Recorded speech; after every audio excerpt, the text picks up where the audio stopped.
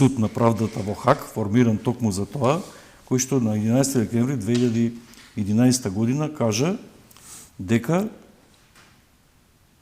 имплицитно, треба некој да чита, но имплицитно Грција не може да блокира Македонија во било која меѓународна асоциација доколку го употребува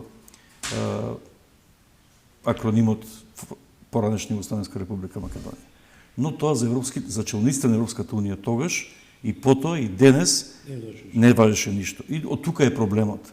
Дали кочница беше 26 години Грција или сега веќе 8 година Бугарија, не е битно, утре може ќе се јави Албанија или ќе се јави можеби Србија, не е битно.